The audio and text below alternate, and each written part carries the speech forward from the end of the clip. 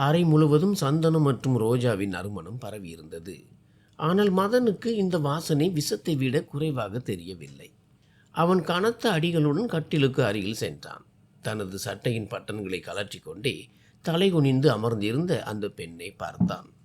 அவளது பட்டு போன்ற கூந்தல் அவளது வேகமான மூச்சுடன் சேர்ந்து அசைந்து கொண்டிருந்தது. அவள் எவ்வளவு பயந்திருக்கிறாள் என்பதை அது தெளிவாக காட்டியது.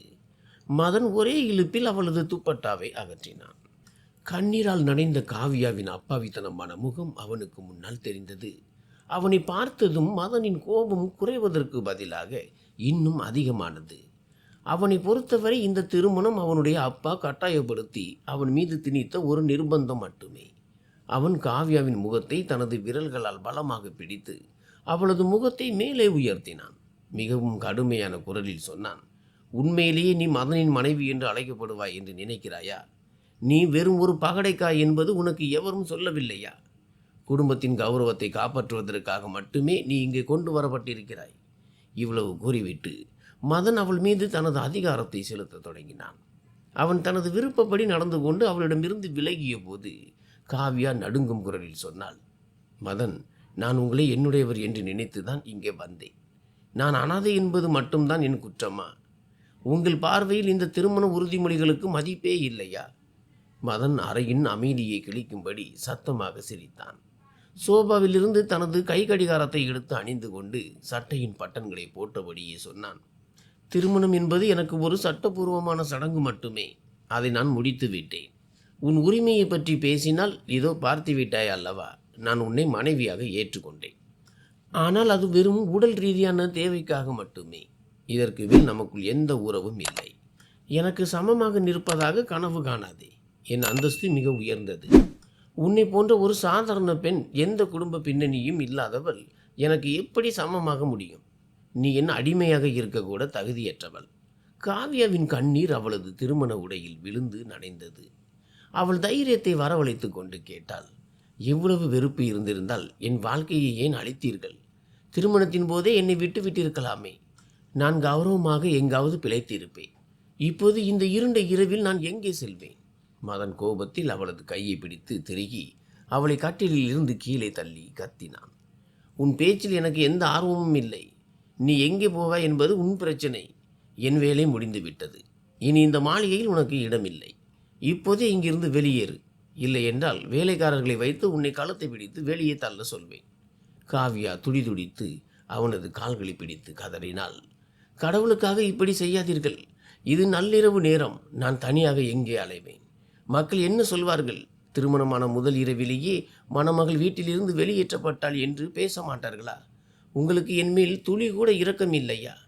மதன் அவளை தன் காலால் பின்னுக்கு தள்ளினான்.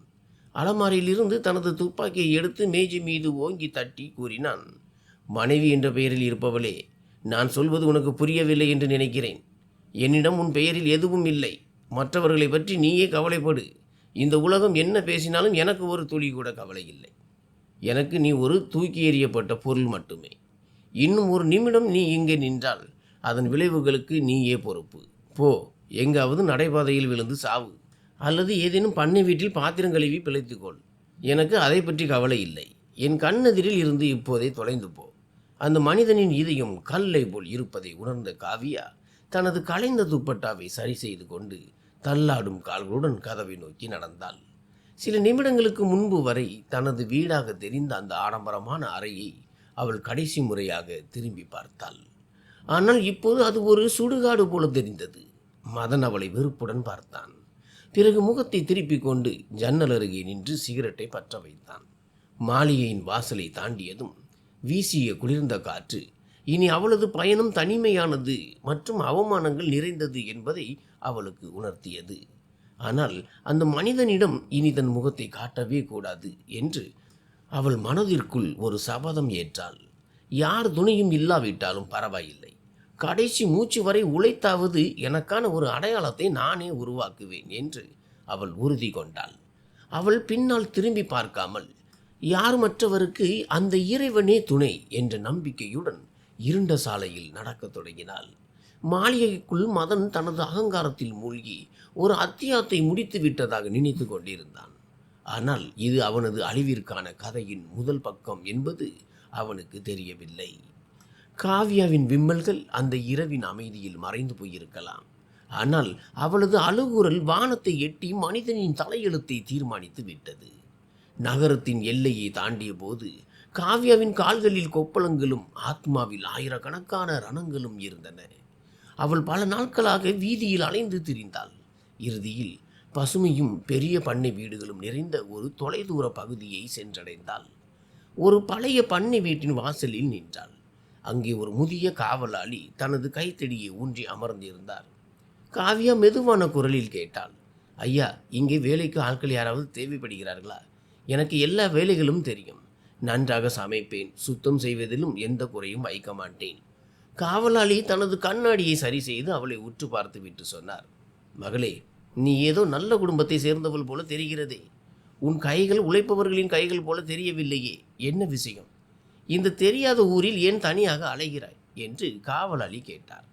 காவ்யா சொன்னால், எனக்கு இந்த உலகில் யாரும் இல்லை. என் கணவர் ஒரு விபத்தில் இறந்து விட்டார். என் புகுந்த வீட்டினர் என்னை வெளியேற்றி விட்டார்கள். இப்போது தலை சாய்க்க ஒரு இடம் இருந்தால் போதும். அது வீட்டின் ஒரு மூலையாக இருந்தாலும் சரி. காவலாளிக்கு அவள் மேல் இரக்கம் வந்தது. அவளை மேலாளரிடம் அனுப்பினார். மேலாளர் காவ்யாவின் நிலைமையை பார்த்து அவளிடம் சமையலறை பொறுப்பை ஒப்படைத்தார். தங்குவதற்கு ஒரு சிறிய அறையையும் கொடுத்தார். 4 வாரங்கள் கடந்து விட்டன. காவ்யா தனது கடின உழைப்பால் அனைவரின் மனதையும் வென்றாள். அவள் அதிகாலையிலேயே எழுந்து ரொட்டிகள் செய்வாள், மதிய உணவை தயாரிப்பாள். ஆனால் இந்த 4 வாரங்களில் அவளது உடல்நிலை மோசமடைய தொடங்கியது. அவளுக்கு எப்போதும் சோர்வாக இருந்தது. உணவின் வாசனையை நுகரும் போது குமட்டல் ஏற்பட்டது. ஒரு நாள் வெங்காயம் நறுக்கி கொண்டிருக்கும் போது அவளுக்கு திடீரென்று தலை சுற்றல் ஏற்பட்டு தரையில் அமர்ந்து விட்டாள். சமையலறையில் வேலை செய்யும் காவேரி அம்மா ஓடி வந்து அவளது நெற்றியை தொட்டு பார்த்தார். மகளே, உன் முகம் வெளுத்து போய்விட்டது. சில நாட்களாகவே நீ மிகவும் வாட்டமாக இருக்கிறாய். உடல்நிலை சரியாக இல்லையா என்று கேட்டார். காவ்யா தன்னை சமாளித்து கொண்டு சொன்னாள், அம்மா, வெயில் அதிகமாக இருக்கிறது. ஒருவேளை வேலை சுமையால் ஏற்பட்ட சோர்வாக இருக்கலாம். நீங்கள் கவலைப்படாதீர்கள். நான் இப்போது சரியாகி விடுவேன். ஆனால் வாழ்க்கையில் பல ஏற்றத்தாழ்வுகளை கண்ட காவேரி அம்மா காவ்யாவின் கையை பிடித்து ஒரு ஓரமாக உட்கார வைத்தார். மிகவும் இயல்பாக ஒரு கேள்வியை கேட்டார்.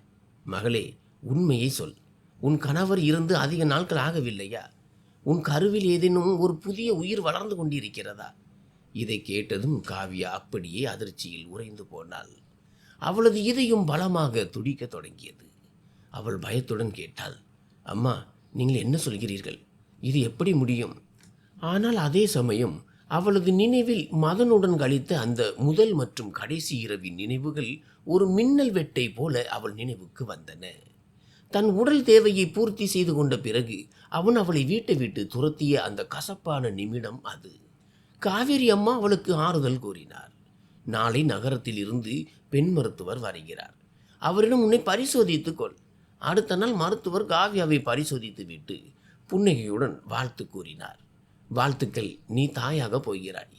இதை கேட்டதும் காவ்யாவின் காலடியில் பூமி நழுவுவது போல இருந்தது. அழுவதா அல்லது சிரிப்பதா என்று அவளுக்கு புரியவில்லை. தன்னை 2 காசுக்கு தகுதியற்றவள் என்று கேவலப்படுத்திய அந்த மனிதனின் அடையாளம் அல்லவா இந்த குழந்தை? அவள் மெதுவாக தன் வயிற்றின் மீது கை வைத்து நினைத்தாள், மதன், நீ என்னை அழித்து விட்டதாக நினைத்தாய்.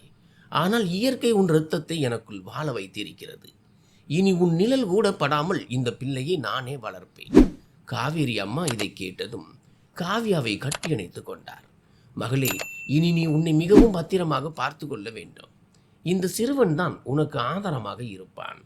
காவ்யா அவரிடம் ஒரு சத்தியம் வாங்கினாள். அம்மா, இந்த குழந்தை யாருடையது என்ற ரகசியம் யாருக்கும் தெரியக்கூடாது. என் கணவர் இறந்து விட்டார் என்றுதான் அனைவரும் நினைக்கிறார்கள். என் கடந்த காலத்தின் நிழல் என் குழந்தையின் மீது படுவதை நான் விரும்பவில்லை. காவேரி அம்மாவும் அந்த ரகசியத்தை காப்பதாக வாக்குறுதி அளித்தார். காவ்யா இப்போது முன்னை விட அதிக துணிச்சலானவளாக மாறிவிட்டாள். அவள் அடிக்கடி பண்ணை வீட்டின் ஜன்னல் வழியாக வயல்வெளிகளை பார்த்து தன் வயிற்றில் வளரும் குழந்தையிடம் பேசுவாள். என் குட்டி இளவரசனே, உன் அப்பா மிகப்பெரிய மனிதர், ஆனால் அவரது இதயம் மிக சிறியது. உன்னை எவ்வளவு திறமைசாலியாக வளர்ப்பேன் என்றால் அவர் உன் முன்னால் வந்து நிற்கக்கூட தகுதியற்றவராக மாறுவார். காலம் வேகமாக ஓடியது.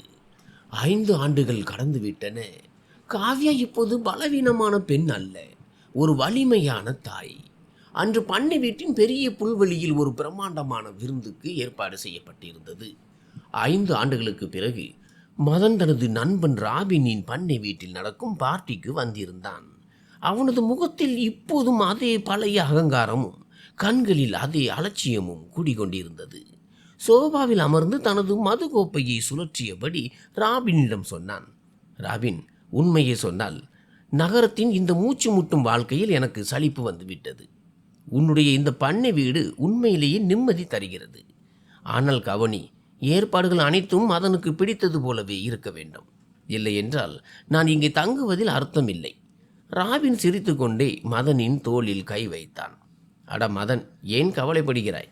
இங்கிருக்கும் ஊழியர்கள் அனைவரும் மிகவும் பழமையானவர்கள் மற்றும் நம்பிக்கைக்குரியவர்கள்.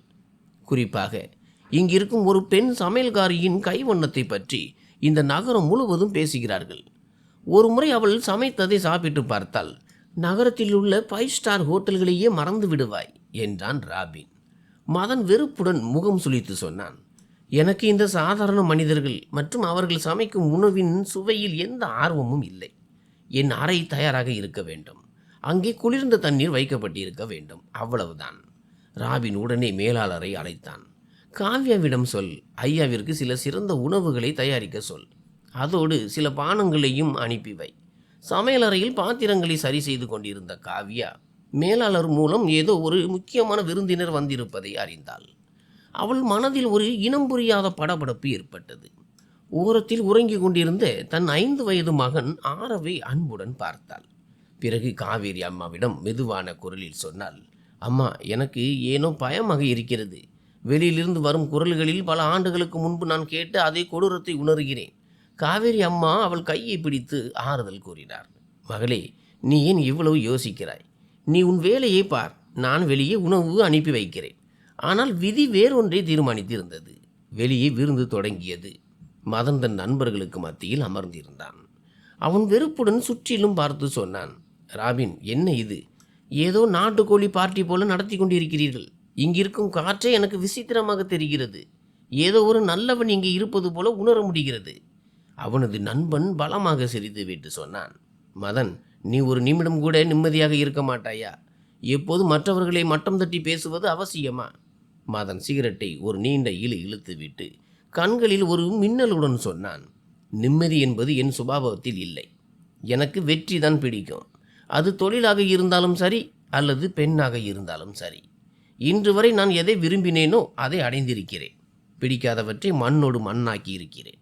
மறுபுறம் காவ்யா உணவுகள் அடங்கிய தட்டை எடுத்துக்கொண்டு சமையலறையை விட்டு வெளியேற தயாரானாள். வெளியே அமர்ந்திருப்பது தனது வாழ்க்கையின் மிகப்பெரிய துயரத்திற்கு காரணமான அதே மனிதன் என்பது அவளுக்கு தெரியாது. மதன் இப்போது ராபினிடம் தனது பழைய கதைகளை சொல்லிக் கொண்டிருந்தான்.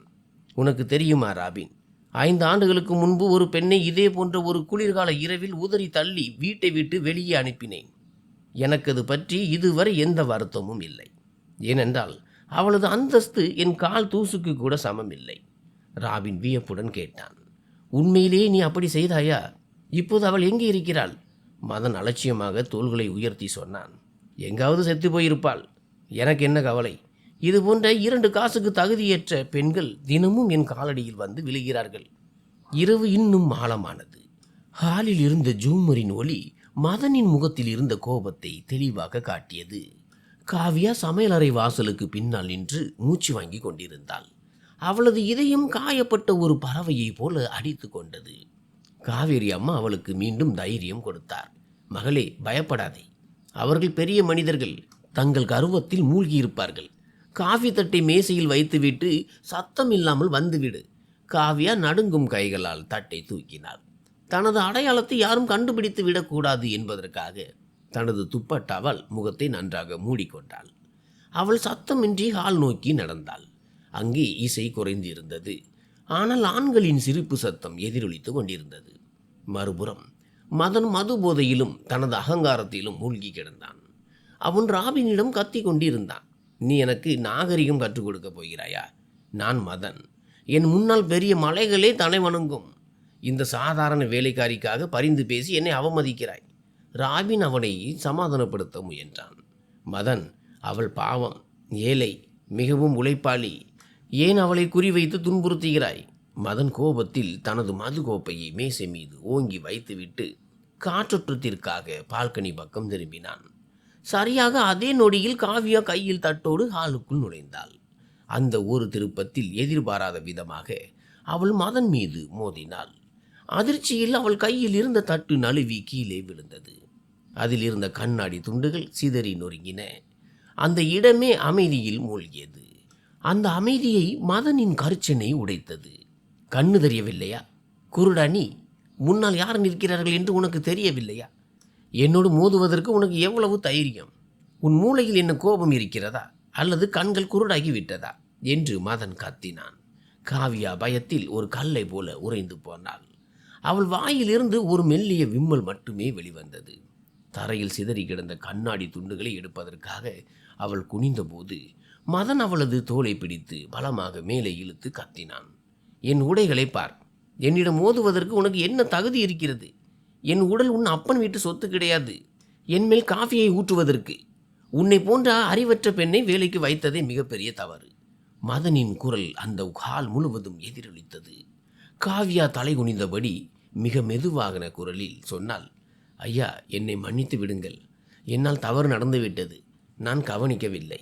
அவளது குரலை கேட்டவுடன் மதன் ஒரு கணம் அப்படியே மௌனமானான். அந்த குரல் அவனது நெஞ்சில் ஒரு கத்தியை போல இறங்கியது. அவன் சட்டென்று காவியாவின் முகத்தை மேலே தூக்கி சொன்னான், மன்னிப்பு கேட்பதால் இழப்பு ஈடாகாது. அதோடு கவனி, இந்த குரலை நான் எங்கேயோ கேட்டிருக்கிறேன். நீ யார்? காவியா அவனிடமிருந்து விடுபட முயன்றாள். ஆனால் மதனின் பிடி இரும்பை போல உறுதியாக இருந்தது. அவன் ஒரே இழுப்பில் காவியாவின் முகத்தில் இருந்த துப்பட்டாவை அகற்றினான். துப்பட்டா விலகியதும் மதன் அதிர்ச்சியில் உறைந்து போனான். அவனுக்கு முன்னால் அதே காவியா நின்றிருந்தாள். 5 ஆண்டுகளுக்கு முன்பு எதற்கும் உதவாத குப்பையை போல அவன் தன் வாழ்க்கையை விட்டு தூக்கி எறிந்த அதே காவியா. பயத்துடன் சேர்த்து இப்போது அவளது பெரிய கண்களில் வெறுப்பு என்னும் கடலே பொங்கிக் கொண்டிருந்தது.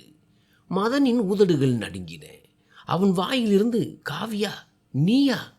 இங்கே இந்த நிலையில் ஒரு வேலைக்காரியாகவா இருக்கிறாய் என்ற வார்த்தைகள் வெளிவந்தன. காவியா ஒரு பலமான உதறலுடன் தன் கையை விடுவித்துக் கொண்டு அவனது கண்களை நேருக்கு நேர் பார்த்து சொன்னாள், ஆமாம், நான் தான் காவியா. குப்பையை போல உங்கள் வாழ்க்கையை விட்டு நீங்கள் எறிந்தது போலவே இன்று உங்கள் நண்பர் போடும் பிச்சையில் நான் பிழைத்து கொண்டிருக்கிறேன். ஆனால் ஒன்றை நினைவில் கொள்ளுங்கள், நான் இங்கே என் உழைப்பால் கிடைத்த உணவை சாப்பிடுகிறேன். உங்களைப் போல ஒருவரின் கௌரவத்தை ஏலமிடவில்லை என்று காவியா பதிலடி கொடுத்தாள். மதன் அவளை மீண்டும் பிடிக்க முயன்று, காவியா, என் பேச்சை கேள். நீ எங்கும் செல்லாதே. எனக்கு பல கேள்விகளுக்கு பதில் வேண்டும். இத்தனை ஆண்டுகள் எங்கே இருந்தாய்? இதெல்லாம் என்ன என்று கேட்டான். காவியா அவனது கையை உதறிவிட்டு பின்வாங்கி கத்தினாள், உங்களிடம் சொல்ல என்னிடம் எந்த பதிலும் இல்லை. 5 ஆண்டுகளுக்கு முன்பே நீங்கள் எனக்கு இறந்து விட்டீர்கள். இனி என்னை பின்தொடர முயலாதீர்கள். இல்லை என்றால் நான் என் உயிரை மாய்த்து கொள்வேன். ராபினும் மற்ற நண்பர்களும் இந்த காட்சியை கண்டு திகைத்து போனார்கள். ராபின் கேட்டான், மதன், உனக்கு இவளை தெரியுமா? இதெல்லாம் என்ன நாடகம்? ஆனால் மதனின் வாய் அப்படியே அடைத்து போனது. அவன் காவியாவின் முகத்தையே பார்த்து கொண்டிருந்தான். அவளது முகத்தில் இப்போது வேதனையின் நிழல் மட்டுமே படிந்திருந்தது. அனைவரின் கவனமும் மதன் மீது திரும்பியதை கண்ட காவியா சற்றென்று சமையலறை நோக்கி ஓடினாள். மதன், காவியா, நில், நான் உன்னிடம் பேச வேண்டும் என்று அழைத்தும் அவள் நிற்கவில்லை. சமையலறைக்குள் நுழைந்ததும் கதவை தாளிட்டு கொண்டு தரையில் அப்படியே சரிந்து விழுந்தாள். அவளது மூச்சு திணறியது. தனது 5 ஆண்டுகால உழைப்பு ஒரே நொடியில் வீணாகிவிட்டதாக அவள் உணர்ந்தாள். ஹாலில் மதன் ஒரு கல் சிலையை போல நின்றிருந்தான். அவனது போதை முழுவதுமாக தெளிந்து விட்டது. ராபின் அவனை உலுக்கினான். மதன், உணர்வுக்கு வா. அவள் என்ன சொல்லிக் கொண்டிருந்தாள்? நீதான் அவளை வீட்டை விட்டு துரத்தினாயா? அவள் உனக்கு என்ன உறவு? மதன் உடைந்த குரலில் சொன்னான். ஆமாம் ராபின், யாரை நான் அழித்து விட்டதாக நினைத்தேனோ அவள்தான் இவள். ஆனால் பார், இவள் மண்ணில் இருந்து தங்கமாக உருவெடுத்து வந்திருக்கிறாள். சமையலறைக்குள் காவியா தன் மகன் ஆரவை நெஞ்சோடு அணைத்து கொண்டு விம்மி அழுது கொண்டிருந்தாள். சிறுவன் ஆரவ் பயந்து போய், அம்மா, நீங்கள் ஏன் அழுகிறீர்கள்? அந்த மோசமான மாமா உங்களை அடித்தாரா? நான் அவரை அடிக்கட்டுமா என்று கேட்டான். காவ்யா தன் மகனின் நெற்றியில் முத்தமிட்டு சொன்னாள், இல்லை என் மகனே, நாம் இங்கிருந்து ஓடிவிட வேண்டும். அவர் நம்மை வாழ விட மாட்டார். மதனின் அகங்காரம் அவளை நிம்மதியாக இருக்க விடாது என்பது காவ்யாவுக்கு தெரியும். அவன் மீண்டும் அவளை அவமானப்படுத்துவான் அல்லது அழித்து விடுவான். மறுபுறம் மதனின் மூளையில் ஒரே ஒரு விஷயம்தான் ஓடிக்கொண்டிருந்தது. காவ்யா உயிரோடு இருக்கிறாள், அதுவும் தனக்கு இவ்வளவு அருகிலேயே இருக்கிறாள். மதன் தன் நண்பர்களை பற்றி பொருட்படுத்தாமல் நேராக சமையலறை வாசலுக்கு சென்று கதவை ஓங்கி தட்டத் தொடங்கினான். அவன் கத்தினான், காவ்யா, கதவை திற. நான் உன் எதிரி அல்ல. நான் உன்னிடம் மன்னிப்பு கேட்க விரும்புகிறேன். இந்த 5 ஆண்டுகள் என் நிம்மதியை பறித்து விட்டன. அந்த இரவுக்கு பிறகு நான் ஒரு நிமிடம் கூட நிம்மதியாக உறங்கவில்லை. தயவு செய்து என் பேச்சை கேள். ஆனால் காவ்யாவின் மௌனம் மதனுக்கு மிக பெரிய தண்டனையாக மாறியது. அந்த பண்ணை வீட்டின் சுவர்கள் பல ஆண்டுகளாக புதைக்கப்பட்டிருந்த உண்மையை அன்று கேட்டுவிட்டன. மதனின் அழிவிற்கான கவுண்டவுன் இப்போது தொடங்கிவிட்டது. ஏனென்றால் அவன் ஒரு ஆதரவற்ற பெண்ணின் பொறுமையை சோதித்து விட்டான். மதனின் இரவு முழுவதும் தூக்கமின்றி கழிந்தது. அவன் மீண்டும் மீண்டும் பால்கனிக்கு வந்து அமைதி நிலவிய அந்த வேலைக்காரர்களின் அறையை பார்த்தான். ஆனால் அவன் மூளையில் ஒரு புயலை வீசி கொண்டிருந்தது. விடிந்ததும் ராபின் புல்வெளியில் செய்தித்தாள் வாசித்துக் கொண்டிருப்பதை பார்த்தான். அவன் தயக்கமின்றி நேராக அவனிடம் சென்று அமர்ந்து கேட்டான், ராபின், உண்மையை சொல். அந்த பெண் இங்கே எவ்வளவு காலமாக இருக்கிறாள்? அவளை பற்றி உனக்கு என்ன தெரியும்? ராபின் டீயை அருந்தியபடி சொன்னான், நண்பா, கடந்த 5 ஆண்டுகளாக இங்கே தான் வேலை செய்கிறாள். அவள் இங்கே வந்தபோது நிலைமை மிகவும் மோசமாக இருந்ததாக மேலாளர் கூறினார். அவள் அப்போது கர்ப்பமாக இருந்தாள். அவளது கணவர் இறந்துவிட்டதாக சொன்னாள்.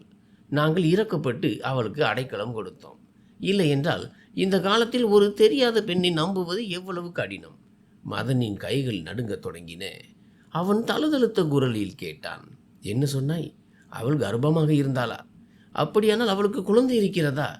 ராபின் சிரித்து கொண்டே சொன்னான், ஆமாம், ஆரவ் என்று ஒரு அழகான மகன் இருக்கிறான். அப்படியே அவன் அம்மாவை போலவே இருக்கிறான். மிகவும் புத்திசாலி பையன். மதனின் இதயம் படபடப்பால் நிறைந்தது. அவன் மேற்கொண்டு எதுவும் கேட்காமல் நேராக வேலைக்காரர்கள் தங்கியிருக்கும் அறைகளை நோக்கி நடந்தான். அங்கே ஒரு வேப்ப மரத்தின் அடியில் ஒரு சிறுவன் மண்ணில் தனது விளையாட்டு காரை ஓட்டிக்கொண்டே இருந்தான். மதனின் கால்கள் அப்படியே உறைந்து போயின. அவன் அந்த சிறுவனை உற்று பார்த்தபோது அவனது மூச்சே நின்றுவிட்டது. அந்த சிறுவனின் கண்கள், மூக்கு, நெற்றி என அனைத்தும் அப்படியே அவனை போலவே இருந்தன. அந்த சிறுவன் அச்சட்டலாக மதனின் சிறுவயது நகல் போலவே இருந்தான். மதன் அவன் அருகே சென்று முழங்காலிட்டு அமர்ந்து வாஞ்சையுடன் கேட்டான், மகனே, உன் பெயர் என்ன? இங்கே என்ன செய்து கொண்டே இருக்கிறாய்? அந்த சிறுவன் அப்பாவிதனமாக தலையை நிமிர்த்தி தனது பெரிய கண்களால் மதனை பார்த்து சொன்னான், என் பெயர் ஆரவ். நான் என் காரை ஓட்டிக்கொண்டே இருக்கிறேன். நீங்கள் யார்? ஏன் என் வீட்டின் முன்னால் நிற்கிறீர்கள்? மதனின் குரல் தழுதழுத்தது. அவன் சிறுவனின் கையை பிடித்து கொண்டு கேட்டான், ஆரவ் கண்ணா, உன் அப்பா எங்கே? அந்த சிறுவன் சோகத்துடன் வானத்தை காட்டி சொன்னான், அப்பா கடவுளிடம் சென்று விட்டதாக அம்மா சொன்னார். அங்கிருந்து தான் அவர் எங்களை பார்த்து கொண்டிருக்கிறாராம். மதனின் கண்களில் கண்ணீர் வழிந்தது. அந்த சிறுவனை கட்டி அணைக்க அவனது மனம் துடித்தது. அப்போது காவ்யா அங்கே வந்து சேர்ந்தாள். மதனை அங்கே கண்டதும் அவள் பதற்றத்துடன் ஓடி வந்து ஆரவே அவனிடமிருந்து சட்டென்று பிடுங்கி தனக்கு பின்னால் மறைத்து கொண்டாள்.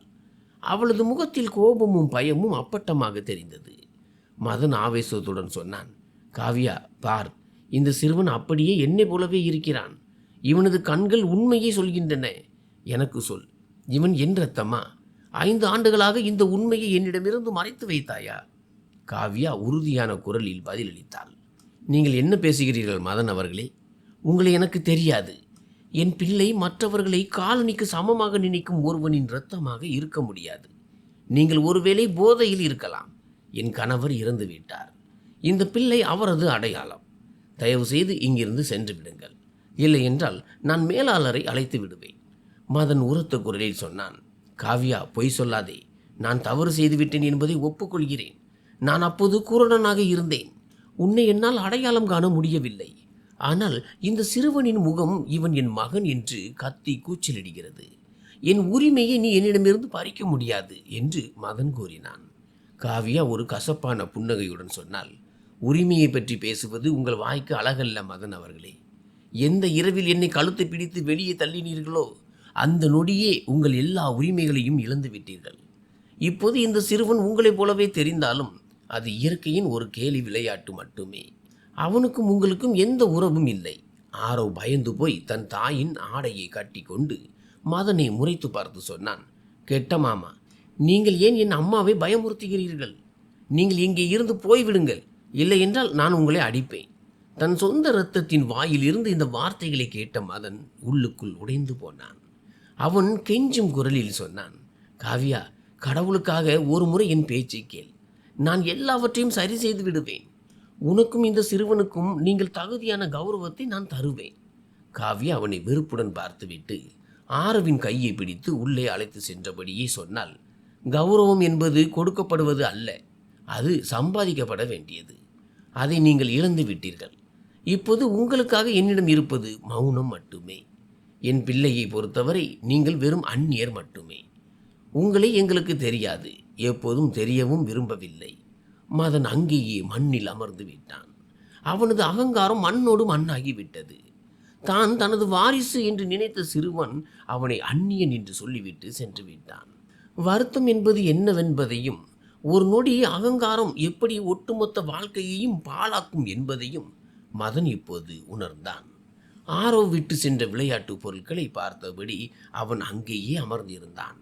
அறைக்குள் கதவை தாளிட்டு கொண்டு காவ்யா விம்மி அழுது கொண்டிருந்தாள். மதன் அவ்வளவு எளிதில் தன்னை விட்டுவிட மாட்டான் என்பது அவளுக்கு தெரியும். மதன் சென்று விட்டதாக நினைத்து காவ்யா வெளியே வந்தாள். ஆனால் அவளுக்கு தெரியாது, மதனின் கண்கள் இன்னும் அவள் மீதே இருந்தன. அவன் ஒரு வேட்டைக்காரனைப் போல சுவரின் மறைவில் ஒளிந்திருந்தான். அவனது பார்வை எதிரே இருந்த பெஞ்ச் மீது நிலைத்திருந்தது. அங்கே காவ்யாவும் ராவினும் ஏதோ ஒரு தீவிரமான விஷயத்தை பேசிக் கொண்டிருந்தனர். மதனின் நெஞ்சில் ஏற்கனவே சந்தேக தீ எரிந்து கொண்டிருந்தது. இப்போது அவன் தன் கண்களாலேயே உண்மையை நேரடியே பார்த்தான். ராவின் மிகவும் நிதானமாக காவ்யாவிடம் கேட்டான், காவ்யா, எவ்வளவு காலம் இந்த உண்மையை நீ மறைப்பாய்? மதன் உன்னை பார்த்து விட்டான். அவன் ஒரு பைத்தியக்காரனைப் போல உன்னை பற்றி விசாரித்து கொண்டிருக்கிறான். ஆரவ் அவனது மகன் என்று தெரிந்தால் அவன் என்ன செய்வான்? காவ்யா ஒரு நீண்ட பெருமூச்சு விட்டு தன் கண்ணீரை துடைத்து கொண்டு சொன்னாள், ராபின் அண்ணா, அவருக்கு உண்மை தெரிந்தால்தான் என்ன? எனக்கு அவர் 5 ஆண்டுகளுக்கு முன்பே இறந்து விட்டார். நான் இங்கே எல்லோரிடமும் நான் ஒரு விதவை என்று தான் சொல்லியிருக்கிறேன். அவர் உயிரோடு இருப்பதும் இல்லாததும் எனக்கு ஒன்றுதான். அவர் என் கௌரவத்தை மண்ணோடு மண்ணாக்கினார். ஆனால் இன்று அவரது நண்பனிடமே வேலைக்காரியாக இருந்து காலத்தை கழிக்கிறேன். ராபின் வியப்புடன் கேட்டான், உண்மையிலேயே நீ உன் பெயரை மதனின் விதவை என்றுதான் பதிவு செய்திருக்கிறாயா? அவன் இதை கேள்விப்பட்டால் அவனது அகங்காரம் உன்னை நிம்மதியாக வாழ விடாதே. காவ்யா ஆவேசத்துடன் சொன்னாள், வேறு என்ன செய்வது? ஒரு இரவு தேவைக்காக மட்டும் என்னை பயன்படுத்திவிட்டு தூக்கி எறிந்த அந்த மனிதனிடமா நான் திரும்பி செல்வது? யாரும் என் மீது தவறான பார்வையை வீசக்கூடாது என்பதற்காகவும் என் பிள்ளையை நிம்மதியாக வளர்க்க வேண்டும் என்பதற்காகவுமே நான் என் அடையாளத்தை மாற்றிக்கொண்டேன். சுவருக்கு பின்னால் நின்று இதையெல்லாம் கேட்டுக்கொண்டிருந்த மதன் அப்படியே உறைந்து போனான். காவ்யா தன்னை ஒரு விதவை என்று சொல்லிக்கொண்டு இங்கே வாழ்வது அவனது காதுகளில் உருக்கிய ஈயத்தை ஊற்றியது போல இருந்தது. அவனது கோபம் திடீரென உச்சாணி கொம்பிற்கு சென்றது. எந்த மதனின் பெயர் அந்த நகரம் முழுவதும் எதிரொலிக்கிறதோ அவனது மனைவி இங்கே மற்றவர்களின் எச்சில் பாத்திரங்களை கழுவி கொண்டிருக்கிறாள். அவன் உயிரோடு இருக்கும்போதே அவனை கொன்றுவிட்டாள். அவனது அகங்காரம் மீண்டும் தலை தூக்கியது. அவன் கோபத்தில் ஒரு பலமான உதையை விட்டு கர்ச்சித்து கொண்டே அவர்கள் முன்னால் வந்தான். காவ்யாவும் ராவினும் அதிர்ச்சியில் உறைந்தனர். மதன் காவ்யாவின் கையை எவ்வளவு பலமாக பிடித்தான் என்றால் அவளது வளையல்கள் மணிக்கட்டில் குத்தின. அவன் கோபத்தில் கத்தினான், அப்படியானால் நீ இங்கே என் விதவையாக வாழ்ந்து கொண்டிருக்கிறாயா? மதனின் பெயரை இப்படி மண்ணோடு மண்ணாக்கலாம் என்று நீ எப்படி நினைக்கலாம்? ஒரு வேலைக்காரியாக இருந்து என் மூக்கையே அறுத்து விட்டாய். உனக்கு வெட்கமாக இல்லையா? இங்கே மற்றவர்களுக்கு முன்னால் நீ கையேந்துகிறாய், என் பெயரை பயன்படுத்துகிறாயா என்று மதன் கத்தினான்.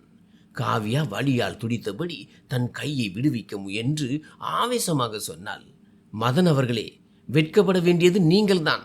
ஒரு மனைவி தன் கணவன் உயிரோடு இருக்கும் போதே விதவையாக வாழ காரணமானவர் நீங்கள்தான். நான் உங்கள் பெயரை என் விருப்பத்தால் சூட்டிக் கொள்ளவில்லை, அது என் கட்டாயம். இந்த சமூகத்தில் ஒரு பெண் தனியாக வாழ்வது மிக கடினம். அதனால்தான் உங்களை இறந்து விட்டதாக கருதிவிட்டேன். எப்படியும் உங்கள் இதயம் முன்பே இறந்து விட்டதே. மதன் கோபத்தில் ராபினை பார்த்து கத்தினான். ராபின், உனக்கு தெரிந்திருக்கிறது, இவள் என் மனைவி என்று தெரிந்தே இவளை இங்கே வேலைக்காரியாக வைத்திருக்கிறாய். என்னை வேடிக்கை பார்க்கத்தானே? ராபின் அவனை அமைதிப்படுத்த முயன்று சொன்னான். மதன், உணர்வுக்கு வா. நீ சொன்ன அதே பெண் இவள்தான் என்று எனக்கு தெரியாது. ஒரு ஆதரவற்ற பெண் என்று நினைத்துதான் அடைக்கலம் கொடுத்தேன். ஆனால் மதன் எதையும் கேட்கும் நிலையில் இல்லை. அவன் காவ்யாவின் முகத்திற்கு மிக அருகில் வந்து கொடூரமான குரலில் சொன்னான். என் கௌரவத்தை சீண்டியிருக்கிறாய் காவ்யா. எல்லோருக்கும் முன்னால் என்னை இறந்து விட்டதாக சொல்லி நீ எவ்வளவு தரம் தாழ்ந்தவள் என்பதை நிரூபித்து விட்டாய். இப்போது பார், நான் உன்னை என்ன செய்கிறேன் என்று. உன்னை இங்கிருந்து இழுத்து சென்று நீ யார் என்று இந்த உலகிற்கு சொல்வேன். காவ்யா பதிலளித்தாள். நிச்சயமாக இல்லை. நான் உங்களுடன் வரமாட்டேன். இந்த மண்ணிலேயே அழிந்து போவேனே தவிர மனிதர்களை மதிக்காமல் அகங்காரத்தை மட்டும் வணங்கும் உங்கள் மாளிகைக்கு வரமாட்டேன். நீ வேலைக்காரியாக கூட இங்கே இருக்க முடியாது. என் மாளிகையில் தான் நீ சிறைப்பட்டு கிடக்க வேண்டும். ஏனென்றால் மதன் தனக்கு சொந்தமான பொருட்களை யாருக்கும் விட்டு கொடுக்க மாட்டான். அது குப்பையாக இருந்தாலும் சரி. ராபின் குறுக்கே வந்து மதனை பின்னுக்கு தள்ளினான். மதன், நீ எல்லை மீறுகிறாய். இது உன்னுடைய சொத்து அல்ல, என்னுடைய பண்ணை வீடு. காவ்யாவின் விருப்பம் இல்லாமல் நீ இங்கே எதையும் செய்ய முடியாது. மதன் கோபத்தில் ராபினின் சட்டையை பிடித்தான். நீ என் நண்பனா அல்லது இந்த சிறுக்கியின் கூட்டாளியா? இன்றே முடிவெடு. இல்லை என்றால் எல்லாவற்றையும் எரித்து சாம்பலாக்கி விடுவேன். 2 நண்பர்களும் மோதுவதை கண்ட காவ்யா அழுது கொண்டே ஆற உறங்கும் அறை நோக்கி ஓடினாள். மதனின் கோபம் ஒருபோதும் தணியாது என்றும் அவன் தன் வாழ்க்கையை நரகமாக்கி விடுவான் என்றும் அவள் பயந்தாள். மறுபுறம் மதன் ஆத்திரத்தில் மூச்சு வாங்கி கொண்டிருந்தான். அவன் பார்வையில் காவ்யா ஒரு வேலைக்காரியாக இருப்பது அவனுக்கு நேர்ந்த மிகப்பெரிய அவமானம். இதற்காக பழிவாங்க அவன் எந்த எல்லைக்கும் செல்ல தயாராக இருந்தான். காவ்யாவை அவன் தள்ளிவிட்டு அந்த இடத்திலிருந்து மீண்டு வருவதற்கான வழியை அவனே அடைத்து விட்டான் என்பது அவனுக்கு தெரியவில்லை. சூரியனின் வெப்பம் அதிகரித்திருந்தது. ஏதோ ஒரு பெரிய புயல் வரப்போவதற்கான அறிகுறி சூழலில் தென்பட்டது. மதனின் சிவந்த முகம் அவனது உள்ளிருக்கும் மிருகத்தனத்தை வெளிப்படுத்தியது. அவன் ஒரே உதையில் காவ்யாவின் அறையில் இருந்த பழைய மரக்கதவை திறந்தான். உள்ளே நுழைந்ததும் காவ்யாவின் கையை எவ்வளவு பலமாக பிடித்தான் என்றால் வலியால் அவள் துடித்தாள்.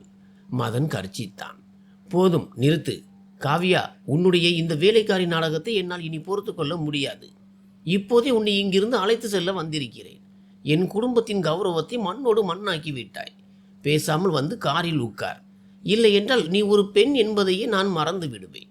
காவ்யா தனது முழு பலத்தையும் திரட்டி ஒரே இழுப்பில் தன் கையை விடுவித்துக் கொண்டு மதனை பின்னுக்கு தள்ளினாள். அவளது கண்களில் இப்போது அந்த பழைய பயம் இல்லை. மாறாக மதனின் அகங்காரத்தையே எரித்துவிடும் ஒரு நெருப்பு இருந்தது.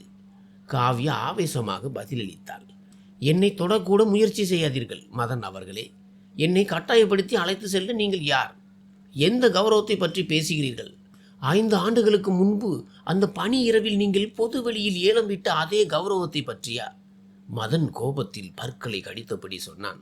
நாவடக்கத்துடன் பேசு காவ்யா. நீ இன்னும் என் மனைவிதான். உன் மீது எனக்கு உரிமை இருக்கிறது. அந்த உரிமையை எப்படி நிலைநாட்ட வேண்டும் என்பது எனக்கு நன்றாக தெரியும். தேவைப்பட்டால் உன்னை சங்கிலியால் பிணைத்தாவது அழைத்து செல்வேன். காவ்யா ஒரு கசப்பான புன்னகையை உதிர்த்தாள். அது மதனின் இதயத்தில் ஒரு கத்தியை போல பாய்ந்தது. அவள் அவனது மிக அருகில் வந்து அவனது கண்களை நேருக்கு நேர் பார்த்து சொன்னாள். உரிமையை பற்றி பேசுகிறீர்களா? அப்படியானால் கேளுங்கள் மதன் அவர்களே. அன்று இரவு உங்கள் காமத்தை தீர்த்து கொள்ள ஒரு ஆதரவற்ற பெண்ணின் உடலைத்தான் நீங்கள் வாங்கினீர்கள். திருமணத்தை ஒரு சாக்காக பயன்படுத்தினீர்கள். ஆனால் மனைவியின் மரியாதையும் அந்த உறவின் புனிதத்தையும் நீங்கள் அந்த நொடியே மிதித்து விட்டீர்கள். எப்போது என்னை 2 காசுக்கு தகுதியற்றவள் என்று சொல்லி வீட்டை விட்டு துரத்தினீர்களோ அப்போதே தன் மனைவியின் கௌரவத்தை அவனே ஏலம் விடுபவனுக்கு அவள் மீது உரிமை கொண்டாட எந்த தகுதியும் இல்லை. மதன் அப்படியே திகைத்து போய் அவளை பார்த்தான். அந்த பயந்த சுபாவம் கொண்ட பெண் ஒரு நாள் தனக்கு இப்படி ஒரு கண்ணாடியை காட்டுவாள் என்று அவன் கனவிலும் நினைக்கவில்லை. அவன் மீண்டும் கத்த முயன்றான். இந்த அவமானத்தில் உன்னை இங்கே விட்டு விடுவேன் என்று என்ன நினைக்கிறாய்? மதனின் மனைவி அடுத்தவர் வீட்டில் சமைக்கிறாள் என்று தெரிந்தால் மக்களின் முகத்தில் துப்புவார்கள். காவ்யா ஆவேசமாக பதிலளித்தாள். உங்களுக்கு என்ன அவமானத்தை பற்றி கவலை இல்லை. நொறுங்கிக் கொண்டிருக்கும் உங்கள் அகங்காரத்தை பற்றி தான் கவலை. ஒரு சாதாரண வேலைக்காரி உங்களை அடையாளம் காண மறுத்தது தான் உங்கள் வருத்தத்திற்குரிய விஷயம். உங்கள் வாரிசு உங்கள் கட்டளைகளுக்கு எந்த மதிப்பும் இல்லாத ஒரு இடத்தில் வளர்வது தான் உங்களுக்கு வேதனையாக இருக்கிறது. கையேறு நிலைக்கும் கோபத்திற்கும் இடையே மதன் சொன்னான், காவ்யா, நான் உனக்கு எல்லாவற்றையும் தருவேன்.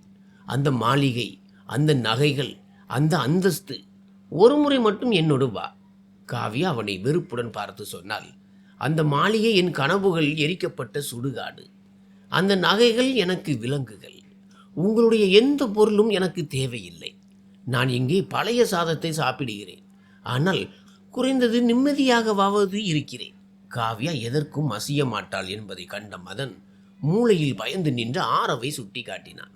சரி, நீ வர விரும்பவில்லை என்றால் வராதே. ஆனால் இந்த குழந்தை என் ரத்தம். இவனை இந்த அழுக்கு சூழலில் இருக்க விட மாட்டேன். இவனை என்னோடு அழைத்து செல்கிறேன். காவ்யா ஒரு பெண் சிங்கத்தை போல ஆரவின் முன்னல் நின்றாள். மதனின் சட்டையை பிடித்து உலுக்கி சொன்னாள், இவனை தொட்டுத்தான் பாருங்களேன். 5 ஆண்டுகளாக இவனை தன் நெஞ்சோடு அணைத்து கொண்டு அவமானங்களை சந்தித்த அந்த தாயின் பிள்ளை இவன். இவனுக்கு பால் தேவை போட்ட போது நீங்கள் எங்கே இருந்தீர்கள்? நடுங்கும் குளிரில் இவன் என்னோடு நடைபாதையில் தூங்கிய போது உங்கள் கௌரவம் எங்கே போய் ஒளிந்து கொண்டிருந்தது? இன்று திடீரென்று உங்கள் இரத்தம் நினைவுக்கு வந்து விட்டதா? அப்படியானால் கேட்டுக்கொள்ளுங்கள், இந்த குழந்தை எனக்கு மட்டுமே சொந்தம். உங்கள் நிழல் கூட அவன் மீது படவிட மாட்டேன். மதன் முதல் முறையாக ஒருவருக்கு முன்னால் இவ்வளவு கையெறி நிலையில் நின்றான். அவளை அறைய ஓங்கிய அவனது கை காற்றிலேயே உறைந்து போனது. தான் வேரோடு பிடுங்கி எறிந்த அந்த செடி இப்போது ஒரு வலுவான மரமாக வளர்ந்து நிற்பதை அவன் உணர்ந்தான். அங்கே அவனுக்கு இடமே இல்லை. காவ்யா வாசலை சுட்டி காட்டி அமைதியான குரலில் சொன்னாள், இப்போதே இங்கிருந்து வெளியேறுங்கள். இல்லையென்றால் நான் போலீஸை அழைத்து உங்களை சிறைக்கு அனுப்பிவிடுவேன். மதன் தோற்றுப்போன அடிகளுடன் வெளியே வந்தான். அவனது மூளையில் காவ்யா சொன்ன ஒவ்வொரு வார்த்தையும் எதிரொலித்து கொண்டிருந்தது. முதல் முறையாக அவனுக்கு தனது தோல்வி புரிந்தது. தான் கட்டிய வெறுப்பு சுவர் இப்போது அவனது கட்டுப்பாட்டை மீறி உயர்ந்து நிற்பதை அவன் உணர்ந்தான். மதன் அந்த அறையில் இருந்து ஒரு பைத்தியக்காரனை போல வெளியே வருவதை கண்ட ராபின் நிலைமை சீராவதற்கு பதிலாக இன்னும் மோசமாகிவிட்டதை உணர்ந்தான். மதன் தனது காரை நோக்கி சென்றபோது ராபின் அவன் வழியை மறித்து கடுமையான குரலில் சொன்னான், போதும் நிறுத்து மதன். இன்னும் எவ்வளவு காலத்திற்கு இந்த நாடகத்தை நடத்துவாய்? நீ எதை இழந்து விட்டாய் என்பது உனக்கு இன்னும் புரியவில்லையா? மதன் கோபத்தில் ராபினின் கையை உதறிவிட்டு கத்தினான், நீ இதற்கு நடுவில் வராதே. இது எனக்கும் என் மனைவிக்கும் இடையிலான விஷயம். அவளை இந்த நிலையில் என்னால் விட்டு விட முடியாது. அவள் என்னை அவமானப்படுத்தி கொண்டிருக்கிறாள். ராபின் பதிலளித்தான், அவள் உன்னை அவமானப்படுத்துகிறாளா அல்லது உன்னை நீயே அவமானப்படுத்தி கொள்கிறாயா மதன்? நீ எதை அவமானம் என்று சொல்கிறாயோ அது அந்த பெண்ணின் 5 ஆண்டு கால போராட்டம். அன்று இரவே அவளை சாலையில் சாவதற்கு விட்டுவிட்டு வந்தாயே, அந்த ஆண்டுகளை அவள் எப்படி தள்ளினாள் என்று எப்போதாவது யோசித்தது உண்டா? ராபினின் குரலில் கசப்பு இருந்தது. போர்த்தி கொள்ள ஒரு துணி கூட இல்லாத அந்த குளிர்கால இரவுகளில் கூட அவள் உன் பெயரை சொல்லி யாரிடமும் கை நீட்டவில்லை. அவள் இங்கே வந்தபோது உடுத்துவதற்கு சரியான உடைகள் கூட அவளிடம் இல்லை. மேலாளர் கூட சொல்கிறார், அவள் பல நாட்கள் பட்டினியாக கிடந்தாள். ஆனால் தன் சுயமரியாதையை ஒருபோதும் விட்டு கொடுக்கவில்லை. மதன் அதிர்ச்சியுடன் ராபினை பார்த்தான். ஆனால் ராபின் தன் பேச்சை தொடர்ந்தான்.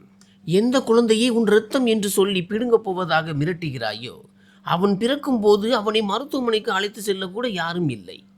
அப்போது இந்த பண்ணை வீட்டின் தொழிலாளர்கள் தங்கள் பாக்கெட்டிலிருந்து பணம் எடுத்து கொடுத்து உதவினார்கள். நீ எங்கே இருந்தாய்? நீ உன் செல்வ செழிப்பில் மூழ்கி கிடந்தாய். இன்று அந்த குழந்தை தன் காலில் நிற்க தொடங்கியதும் உனக்கு உன் கௌரவம் நினைவுக்கு வந்துவிட்டதா?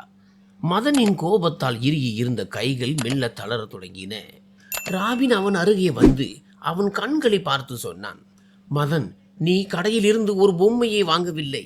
ஒரு உயிருள்ள பெண்ணின் இதயத்தை துண்டு துண்டாக்கினாய். காவ்யா இங்கே வாழ்ந்து அவள் உனக்கு சமமானவள் அல்ல, உன்னை விட மிக உயர்ந்தவள் என்பதை நிரூபித்து விட்டாள். ஏனென்றால் உன் வெறுப்பிற்கு அவள் தன் உழைப்பால் பதிலடி கொடுத்திருக்கிறாள். மதன் மௌனமாக தரையை பார்த்தான். அவனது அனைத்து வெற்றிகளும் அந்த பெரிய மாளிகையும் இப்போது ஒரு சிறிய கூண்டு போல அவனுக்கு தோன்றியது. ராபின் மென்மையான குரலில் சொன்னான், உண்மையிலேயே நீ வெட்கப்பட்டால் அவளை கட்டாயப்படுத்தி அழைத்து செல்லும் எண்ணத்தை உன் மூளையிலிருந்து எடுத்துவிடு. அவள் இப்போது உன்னை பார்த்து பயப்படவில்லை, வெறுக்கிறாள். வெறுப்பை அதிகரித்தால் வெல்ல முடியாது. உண்மையான அன்பாலும் வருத்தத்தாலும் மட்டுமே வெல்ல முடியும். மதன் தழுதழுத்த குரலில் கேட்டான். அவள் என்னை எப்போதாவது மன்னிப்பாளா ராபின்? நான் அவளை உயிரோடு இருக்கும்போதே கொன்றுவிட்டேனே. ராபின் தோள்களை உயர்த்தி சொன்னான்.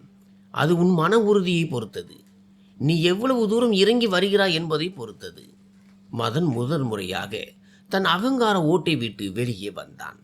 அவன் திரும்பி அந்த சிறிய அறையை பார்த்தான். அங்கிருந்து இப்போதும் காவ்யாவின் விம்மல் சத்தம் மெல்லியதாக கேட்டுக்கொண்டிருந்தது.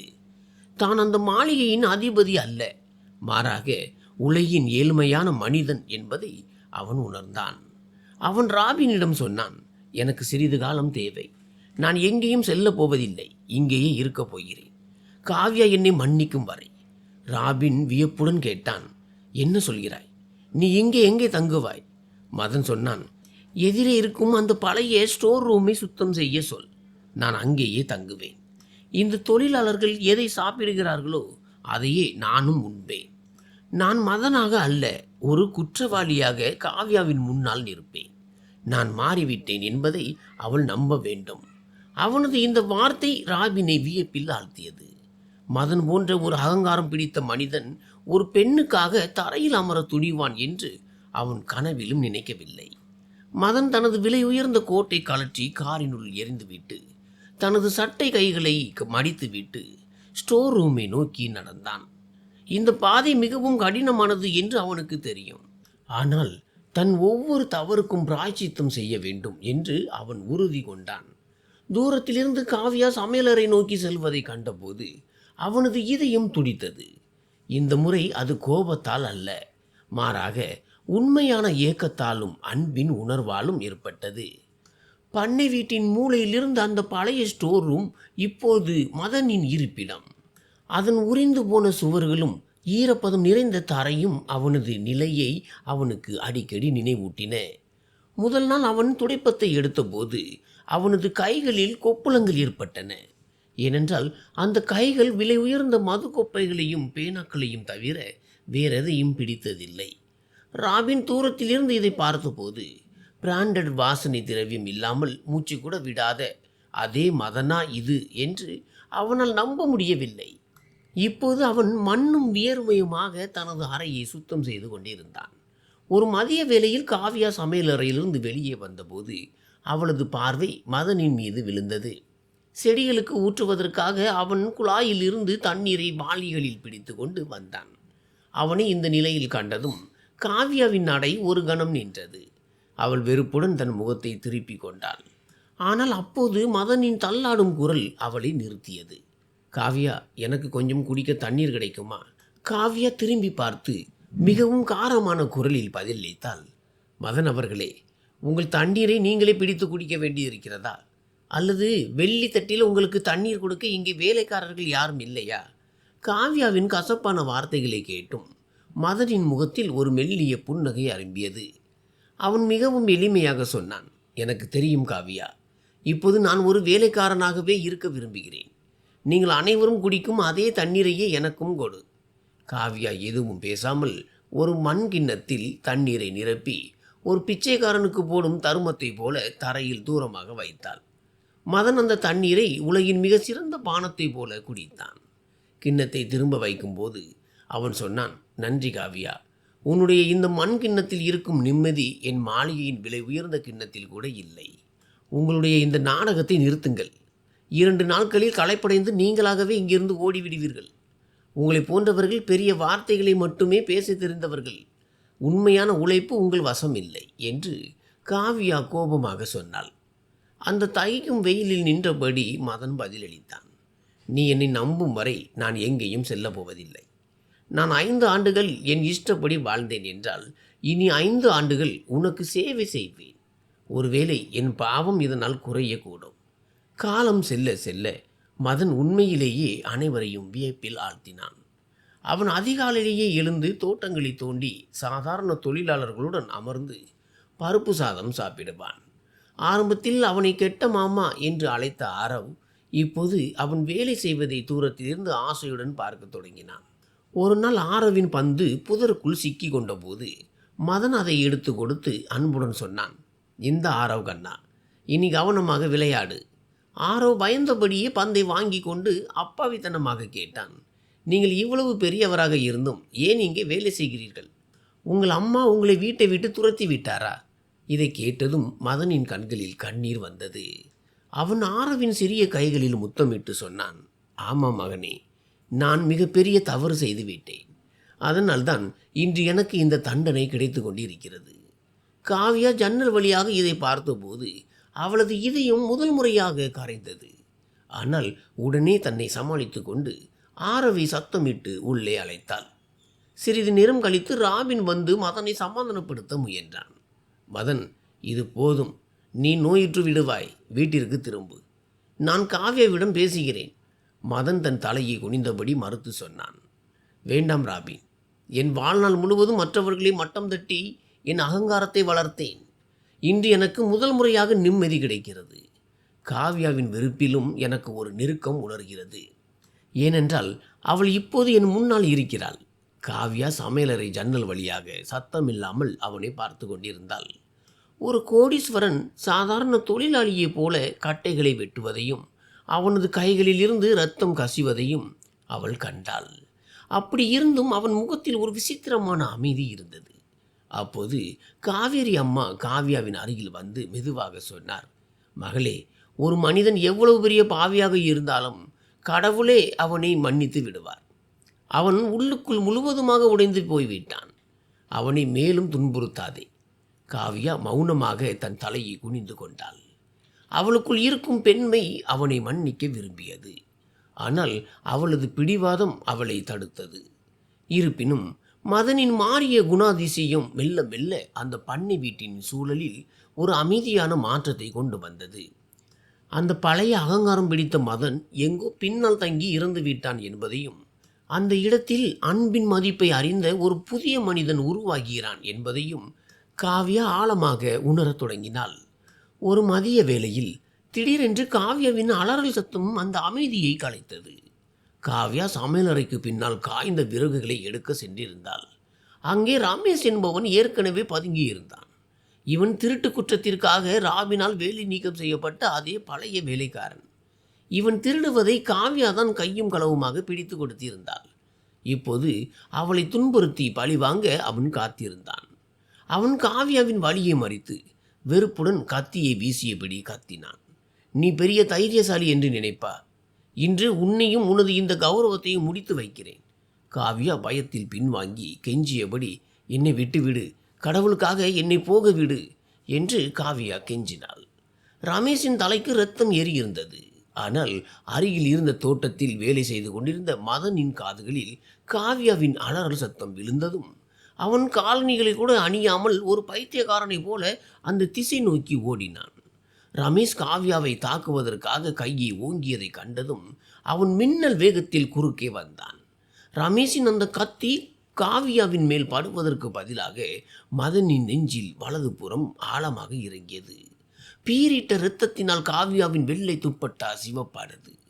மதன் வலியால் முனகியபடி தன் முழு பலத்தையும் திரட்டி ரமேஷின் கையை முறுக்கி அவனை தரையில் தூக்கி எறிந்தான். காவ்யா இருந்த இடத்திலேயே திகைத்து நின்றாள். அவளது குரல் தொண்டையிலேயே சிக்கிக் கொண்டது. எந்த மதன் ஒரு காலத்தில் அவளை துரத்தினானோ, இன்று அதே மனிதன் அவளுக்காக தன் இரத்தத்தை சிந்தி கொண்டிருந்தான். மதனின் கால்கள் தள்ளாடின. அவன் தரையில் விழத் தொடங்கினான். உடனே காவ்யா ஓடி வந்து அவனை தாங்கி பிடித்தபடி அழுது கொண்டே கத்தினாள். மதன், இது என்ன காரியம் செய்து விட்டீர்கள்? ஏன் உங்கள் உயிரை பணயம் வைத்தீர்கள்? மதன் கனத்த கண்களுடன் காவ்யாவை பார்த்தான். அவனது முகத்தில் ஒரு புன்னகை அரும்பியது. அது வலியை வெளிப்படுத்தினாலும் மிகுந்த நிம்மதி நிறைந்ததாக இருந்தது. அவன் மூச்சு வாங்கி கொண்டே சொன்னான், காவ்யா, அன்று இரவு நான் உன் கௌரவத்தில் கரையை ஏற்படுத்தினேன். இன்று என் இரத்தத்தை கொடுத்து அந்த கடனை ஒருவேளை தீர்க்கக்கூடும். நீ நலமாகத்தானே இருக்கிறாய். அதை மட்டும்தான் நான் பார்க்க விரும்பினேன். சத்தம் கேட்டு ராபினும் மற்றவர்களும் அங்கே ஓடி வந்தனர். அவர்கள் உடனடியாக ரமேஷை பிடித்து கொண்டனர். ராபின் பதற்றத்துடன் சொன்னான், மதன், உணர்வோடு இரு நண்பா. காயம் மிகவும் ஆழமாக இருக்கிறது. காரை எடுங்கள். இவனை உடனே மருத்துவமனைக்கு அழைத்து செல்ல வேண்டும். காவ்யா மதனின் தலையை தன் மடியில் கிடத்தி தன் துப்பட்டாவால் அவனது காயத்தை அழுத்தத் தொடங்கினாள். அவளது கண்ணீர் மதனின் முகத்தில் விழுந்து கொண்டிருந்தது.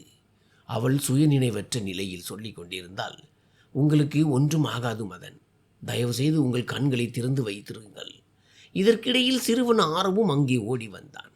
தன் அப்பா இரத்த வெள்ளத்தில் கிடப்பதை பார்த்ததும் அவன் கதறி அழத் தொடங்கினான். அப்பா எழுந்திருங்கள், உங்களுக்கு என்ன ஆனது? மதன் நடுங்கும் கைகளால் ஆரவின் தலையை தொட்டுவிட்டு காவ்யாவை பார்த்து சொன்னான், பார் காவ்யா, இன்று இவன் என்னை அப்பா என்று அழைத்து விட்டான். இனி நான் இறந்தாலும் எனக்கு எந்த வருத்தமும் இல்லை. காவ்யா அவனை அதட்டியபடி சொன்னால், சும்மா இருங்கள், இப்படி அபசகுணமாக பேசாதீர்கள். நான் உங்களை மனதார மன்னித்து விட்டேன். தயவு செய்து துணிவை இழக்காதீர்கள். மருத்துவமனைக்கு அழைத்து செல்லும் வழி நெடுகிலும் மதனின் கை காவ்யாவின் கையை பிடித்து கொண்டிருந்தது. அவன் அவளிடம் தொடர்ந்து மன்னிப்பு கேட்டுக்கொண்டே இருந்தான். தனது பல ஆண்டுகால பாவங்கள் இன்று இந்த இரத்தத்தோடு சேர்ந்து கழுவப்படுவதை அவன் உணர்ந்தான். மருத்துவர்கள் அவனை உடனடியாக அறுவை சிகிச்சை அறைக்கு மாற்றினார்கள். பல மணி நேர காத்திருப்புக்கு பிறகு வெளியே வந்த மருத்துவர், காயம் மிகவும் ஆழமானது என்றும் அதிர்ஷ்டவசமாக கத்தி இதயத்தை தாக்கவில்லை என்றும் இப்போது மதன் அபாய கட்டத்தை தாண்டி விட்டதாகவும் கூறினார். இதை கேட்டதும் காவ்யா மருத்துவமனையின் அந்த குளிர்ந்த தரையிலேயே சரிந்து விழுந்தாள். இப்போதும் தான் மதனை எவ்வளவு நேசிக்கிறோம் என்பதை அவள் முதன்முறையாக ஆழமாக உணர்ந்தாள். மதனுக்கு நினைவு திரும்பிய போது தன் முன்னால் காவ்யாவும் ஆரவும் அமர்ந்திருப்பதை கண்டான். காவ்யா அவனது கையை தன் கைகளில் ஏந்தி மிகவும் மென்மையான குரலில் சொன்னாள், உங்கள் உயிரையே பணயம் வைத்து நீங்கள் உண்மையிலேயே மாறிவிட்டீர்கள் என்பதை நிரூபித்து விட்டீர்கள். இனி எங்களுக்கு வேறு எந்த ஆதாரமும் தேவையில்லை. மதனின் கண்களிலிருந்து வருத்தமும் நிம்மதியும் கலந்த கண்ணீர் வழிந்தது. உண்மையான அன்பு எவ்வளவு பெரிய தியாகத்தை கோருகிறது என்பதை அவன் இன்று புரிந்து கொண்டான். அந்த ஒரு தியாகம் அவனுக்கும் காவ்யாவுக்கும் இடையே இருந்த வெறுப்பின் கடைசி சுவரையும் தகர்த்து விட்டது. இப்போது அவர்களுக்கு இடையே அன்பும் ஒருவருக்கொருவர் மீதான ஏக்கமும் மட்டுமே எஞ்சியிருந்தது. இது ஒரு புதிய வாழ்க்கையின் தொடக்கமாக அமைந்தது. மதன் குணமடைந்து வீடு திரும்பிய அந்த நாள் அந்த மாளிகையின் வரலாற்றிலேயே மிக முக்கியமான நாளாக அமைந்தது. ஆனால் அன்று அங்கே எந்த ஒரு ஆடம்பரமோ அல்லது போலி கௌரவமோ இருக்கவில்லை. அந்த சூழல் முழுவதும் ஒரு அமைதியான நெருக்கத்தால் நிறைந்திருந்தது. மாளிகையின் பெரிய இரும்பு கேட் அருகே கார் நின்றதும் மதனின் அம்மா கண்களில் கண்ணீருடன் அங்கே நின்று கொண்டிருந்தார். அவர்களது குடும்பத்தின் அத்தனை அகங்காரமும் இன்று அழிந்து போயிருந்தது. தன் ஒரே மகன் மரணத்தின் பிடியிலிருந்து மீண்டு வருவதை அவர் பார்த்திருந்தார். மதன் காவ்யாவின் கையை பிடித்தபடி காரில் இருந்து வெளியே இறங்கினான். அவனது முகத்தில் இப்போது அந்த பழைய ஆணவம் இல்லை. அவன் முன் சென்று தனது அம்மாவின் கைகளை முத்தமிட்டு மிகவும் எளிமையாக காவ்யாவை சுட்டி காட்டி சொன்னான், அம்மா, இவள்தான் இந்த வீட்டின் வாரிசு மற்றும் எஜமானி. இவள்தான் உங்கள் மகனை ஒரு நடைபிணமாக மாறாமல் காப்பாற்றினாள். அவனது அம்மா ஆவேசத்துடன் காவ்யாவை கட்டியணைத்து கொண்டு அழுது கொண்டே சொன்னார், மகளே, என்னை மன்னித்து விடு.